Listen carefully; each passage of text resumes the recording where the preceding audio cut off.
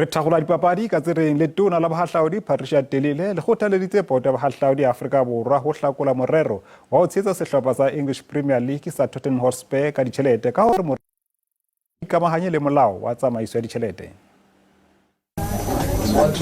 Tona e mpsha ya tsa boeti Patricia Delile o thomile moshomo wa gagwe. Delile o be a boledishana le boraditaba ka tshitshinyo ya go thekga sehlopha sa ka England Tottenham Hotspur.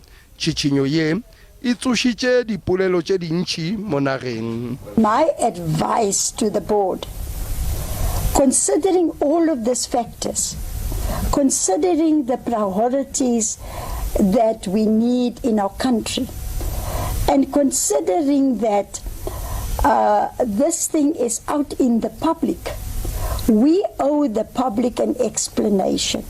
Efela mohlankedi mogolo wa motswa o sa swere wa SA Tourism Themba Kumalo o re moshomo wa bona o mogolo ke go tsošološa tša boeti.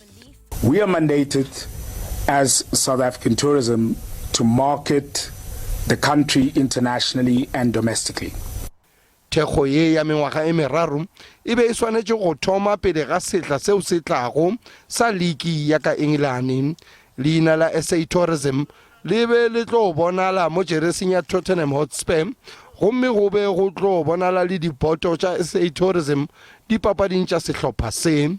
Sfiso Ramara wa ditaba tša SABC Pretoria.